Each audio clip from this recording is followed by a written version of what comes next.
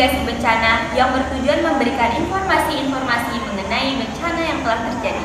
Program ini merupakan kelima tema 1 SMA Negeri 1 Garut dengan kelas 11 yang telah tidak ada bencana yang terjadi 100% tanpa campur tangan manusia.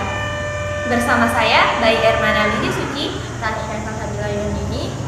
Informasi bencana pada kali ini yaitu tanah longsor yang disebabkan intensitas hujan yang tinggi dan lebat.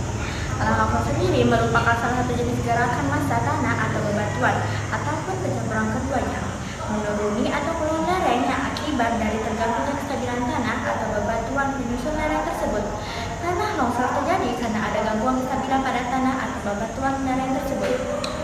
Peristiwa tanah longsor terjadi di kawasan Desa Ciburuk, kawasan Cigongbong, Kabupaten Bogor, yaitu Kampung Muara Swadiri dan Kampung Kibaru pada Minggu 23 Oktober 2022. Longsor di daerah tersebut menyebabkan sejumlah jalan kampung warga tertutup. Terdapat warga yang terancam dan mengungsi, yaitu korban terancam 1 kakak dengan 2 jiwa dan korban mengungsi sebanyak 1 kakak 2 jiwa. Petugas BPBD telah mendatangi lokasi untuk penanganan awal bencana dan menerangkan bahwa jalan tergerus longsor di daerah tersebut tidak bisa dilalui masyarakat. Berdasarkan analisis petugas, kontur tanah masih rawan longsor dan perlu penanganan lebih lanjut agar longsor tidak meluas. Selanjutnya kami serahkan kepada rekan kami yang berada di Studio 2 dengan Melisa Nurmayani. Kami persilakan. Baik, terima kasih kepada Lili dan Tasya di Studio 1. Saya Melisa Nurmayani dan di sini sudah ada 2 narasumber yang di mana mereka pernah terjadi longsor di daerahnya. Halo Eka, halo Nova. Halo. Boleh sedikit nanya-nanya nggak tentang kejadian tanah longsor di daerah kalian? Boleh. Ini tanah longsornya terjadi di mana dan kapan sih? Tanah longsor ini terjadi di daerah Gunung Sari pada tahun lalu bulan Desember tanggal 6. Boleh sedikit diceritain nggak Eka? Kok bisa terjadi tanah longsor ini? Oh boleh. Jadi gini, kan emang dari kemarin-kemarin tuh hujan deras tuh. Pertama di malam hari kan rawan banget. Dan besoknya udah terjadi longsor. Dan kebetulan nih di daerah longsor itu pohonnya emang udah berkurang. Jadi itu bisa mengurangi resapan airnya. Menurut Eka, selain hujan deras yang terjadi pada malam hari itu, apa sih penyebab lain dari bisa terjadi tanah longsor? Oke, longsor ini juga bisa terjadi karena setelah gempa bumi. Jadinya kan bergeser tanahnya dan kurangnya juga pepohonan yang menyerap air di sekitar itu, di daerah itu. Nah, lalu penebangan hutan secara berlebihan juga bisa terjadi karena itu bisa dijadikan permukiman kan. Jadinya pohon itu juga. Terus kalau kayak gitu, apa dampak dari tanah longsor ini? Dampaknya ya tentu saja sangat merugikan ya mulai dari kerugian lahan, mengganggu ekosistem, hilangnya vegetasi dan lahan menjadi kritis. Ini juga sangat mengganggu masyarakat sekitar karena kalau longsornya terjadi di dekat jalan warga, tentu saja itu akan mengganggu transportasi antar daerah dan menghambat pekerjaan warga sekitar. Kalau kayak gitu, apa sih upaya yang bisa kita lakukan untuk menanggulangi bencana ini? Nah, ada nih beberapa upaya yang bisa dilakukan untuk menanggulangi bencana longsor ini. Pertama itu adalah mengenali daerah yang rawan terkena longsor. Misalnya kalau kita udah tandai dan kenali kalau di sini tuh udah rawan longsor, kan otomatis kita sudah siap-siaga nih kalau hujan deras atau apapun. Yang kedua ada membangun permukiman atau fasilitas di daerah yang aman. Kan rata-rata di Gunung Sari itu kalau bangun pemukiman kan ada di gunung. Nah itu kan salah besar. Harusnya mereka tuh bangun pemukiman setidaknya di tempat yang luas seperti di sawah gitu ya. Jadinya dekat gunung. Iya, jadinya risikonya berkurang.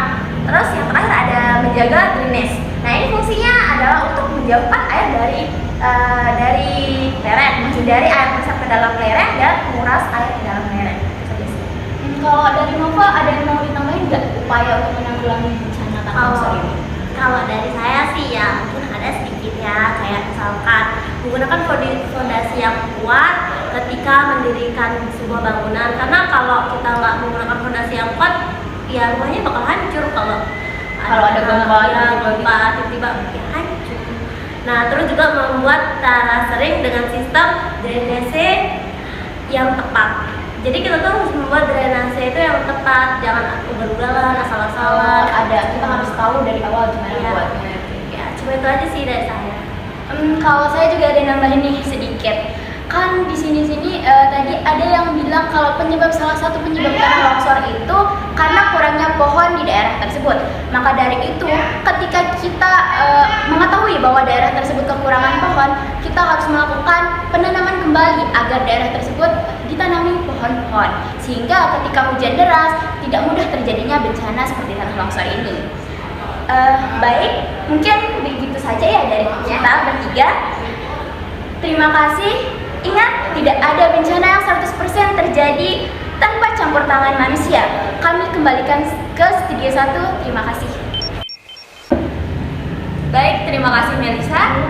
Berita tadi menutup acara Sekilas Info pada hari ini. Saya Bayu Ermana Lili Suci. Saya Tasya Kalfadila Yudhimi. Dan segenap kru yang bertugas mengucapkan terima kasih. Selamat siang. Wassalamualaikum warahmatullahi wabarakatuh.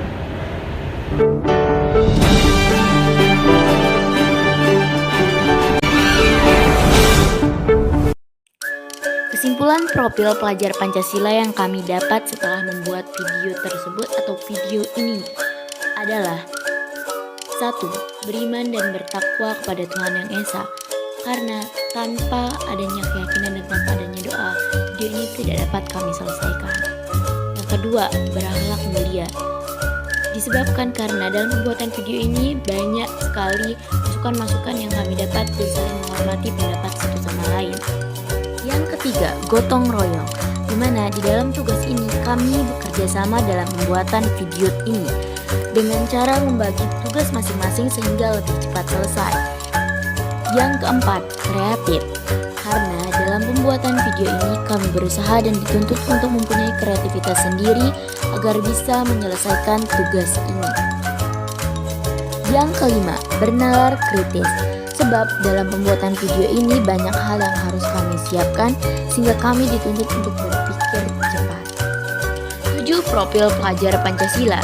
Beriman dan bertakwa kepada Tuhan Yang Esa, berakhlak mulia, berkebinekaan global, gotong royong, mandiri, kreatif, dan bernalar kritis.